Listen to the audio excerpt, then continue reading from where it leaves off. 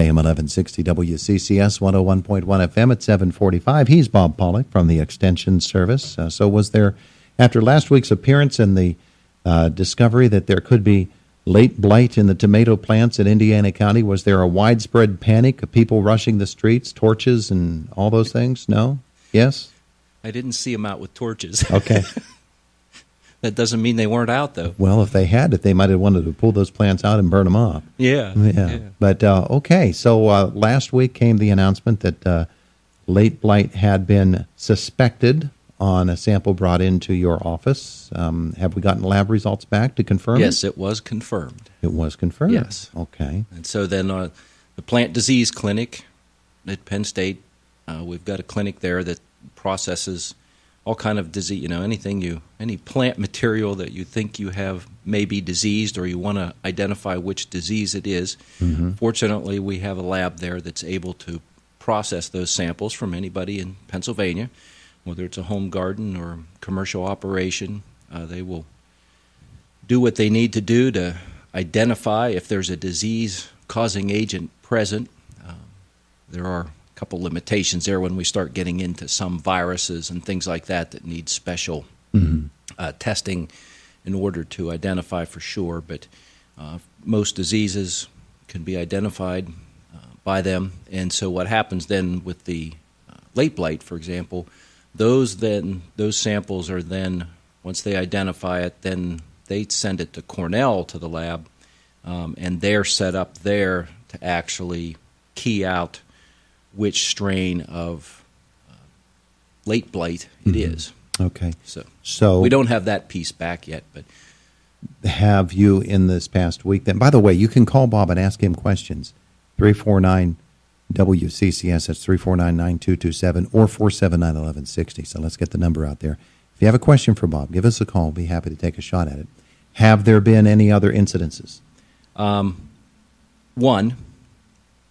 And I've not seen a sample from that, but the person that had them felt very confident that that's what it was. Same neighborhood? Different neighborhood. Oh, yeah? Yeah. Actually, same closer town. Towards, no, not even the same town. Okay. Actually, up towards your neck of the woods. Oh, yeah? Yeah. Yeah, I didn't need to hear that. So, there you go. Okay, so, and then, of course, the questions naturally come. The next one is people having sprayed with the antifungal, the anti-blight sprays on their tomato plants. Questions such as coverage, must I be sure every square inch is covered? That's one question. After it rains, how soon should I respray, assuming that the spray got washed off? All of those things. In other words, procedure. Right, and depending on the product you use, the label for the particular type of spray that you're using will dictate on there. It'll give a range of how often you should apply it. So you should follow that because the label is the law, and follow that for the product you have, because some products have residual. Okay, they're going to put you're going to cover the plant, you're going to spray it with it, and it will have activity for maybe a week. Maybe 10 days under normal conditions. If we would get 1 or 2 inches of rain, then most likely the majority of that residue will be gone at that point that you would need to reapply. Okay. Other products have no residual. It's only kind of a contact material. So whatever portion of the disease-causing organism it comes in contact at the time that it's sprayed on there, then that it's only good for that. And then what's an example? So you can you can vary from a day to 7 to 10 days on needing to reapply, and then weather dependent, of course. Give me an example of what the label would say for in terms of residual, whether that stuff's going to hang on. How's the label going to put that? So it'll say use it every reapply every 7 to 10 days. Okay. Is usually how they'll state that on there. All righty. And the other thing to also take note of is days to harvest. Sometimes you'll see it'll have DHI, DTH, or it might even have just DH. But anyhow, it's days to harvest, or it might state it in another way, but after the last time you apply it, how many days do you have to wait before you can harvest that crop? So in this case, tomatoes. Okay. So just those are kind of two important things there to keep in mind. So if you're within a couple of days of harvest, with some materials, you're not going to apply it. Okay. You're close enough to harvest that you're going to just harvest and you're not going to spray. And just washing it off is not going to be adequate for well, something that's been it probably sprayed? would be. Okay. And and But even wash it thoroughly. even if you're say the days to harvest is 1 day, and there are products at 1 to 2 days to harvest. There's products with 0 days to harvest, so you could apply it this morning and harvest it this afternoon. But in any case, you're still going to wash that fruit. Yeah. Okay. He's Bob Pollock, the Extension. We're talking about blight here this morning, late blight in tomato crops. And you can call Bob at 479-1160 or 349-WCCS. What were you going to say? Yes, so the only other New York, pretty much up towards Rochester. So within the last week, Genesee County, New York, and then, of course, Indiana County both went on the map for the usablight.org. So anybody can go there, usablight.org, and look at that web page. And there's a map of the United States on there, and you can bring that up. And that shows any new reports within the last 7 days will appear in red. Anything 7 days or older will appear in blue. Okay. On that map. So those are the two newest ones in the past week. With the weather situation having been what it is this summer, cool and generally wet, have you noticed or have people reported to you that has affected their garden in this way or that? For instance, have they said, my cucumbers weren't as good, or my cucumbers were better this year because of the weather, or my broccoli or my cauliflower didn't do as well? Have you gotten those sorts of Yeah, we've gotten a little bit reports? of that. Yeah. And it really has varied by crop and when you planted it and when you were harvesting it as to what those effects were, whether it came out okay or whether it wasn't so good. I think when we were getting so much rain and the ground was just saturated, there's things that just kind of got stressed or stunted and never really came out of that. So those plants in general have performed well. And then other things have kind of enjoyed it.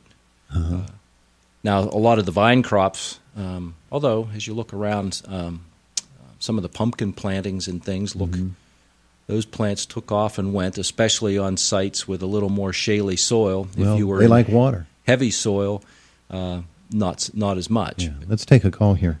Good morning. Good morning. Hey, my green peppers, every time I touch the plants, my little peppers fall off, the blossoms fall off, and if I go 1 or 2 days without any rain, then my plants look wilty. They're the worst peppers I ever seen in my life. We've gotten some bad pepper reports so far this year. This is another one. What's going on with her peppers? Well, a couple things. When on a year like this where we have so much moisture,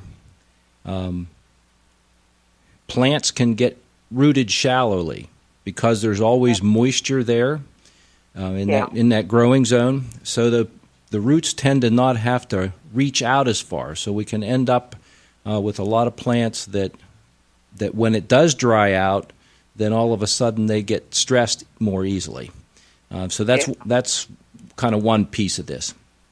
On a drier year, those plants have to grow roots and they have to reach out farther to get moisture deeper in the soil. This year, that hasn't been the case. So those plants. Why is my little peppers and blossoms all falling off? Well, they may not. Temperatures and conditions will affect that. Sometimes they'll abort if we don't have good pollination conditions. Those will come out and flower, but if they don't get pollinated, then those will drop off. You might also have some root issues going on where those plants, especially if they're wilting pretty quick, your root system, there's a couple diseases that will be in the soil. One of them is Phytophthora. That causes a root rot. You can get a rot at the base, at the stem, where it goes into the ground or comes out of the ground. Yeah. And the root system will also be affected by that it'll just eventually the plant will die. All right. If you have a couple sensitive ones, ones that are really looking marginal plants that you don't think are going to make it anyhow, you could just kind of dig those out and see, are the roots white? Are there roots there, or are they all brown and starting to decay? Okay, then. Hey, thank you so very much. I appreciate your show every Friday morning. Well, thank you very much. Thank you for listening. It is Indiana in the Morning, presented by First Commonwealth Bank. It's AM 1160 WCCS 101.1 FM. Only have a minute left with Bob Pollock this morning. Fair season's coming up. Yes. Yeah, you excited? Sure. I know you get out to Every all year. the fairs and you visit and find out what's going on. Next week, well, let's see, next week will be the Great Dayton Fair, right? Yeah. But then also Ag next week is Progress Ag Days. Progress Day. So Tuesday, Wednesday, Thursday next week at Rock Springs, just west of, like 9 miles west of State College. There you go. There you go. And I know you'll spend some time there. Maybe Yes. you'll get out to Dayton, and Indiana Fair is rapidly approaching, isn't it? Yep, so there's Dayton, and then Westmoreland, and then Indiana. And Right in a row there. It's August. That's true. And we're not even going to say what happens after that. Well, the community fairs, they happen after that. That's all you need to say. I don't need to hear anything else about what's happening in September. All right. He's Mr. Bob Pollock. You can get in touch with him at the extension offices, 827 Water Street, 465-3880 if you have a number. Somebody has a plant that's kind of questionable and they want to know, they can bring it right into you, right? Yes, and if you think you do have late blight, let us know. Bring a sample in. We want to be able to, we'll run that through the system and test it. We don't identify publicly who anybody is. That's all.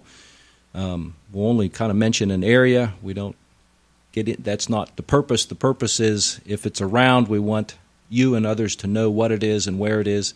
And then we'll also type that up as well for which strain of the disease it is. Got to protect the maters. All right. Thank you, sir. It is Indiana in the Morning, presented by First Commonwealth Bank, and it's AM 1160 WCCS 101.1 FM.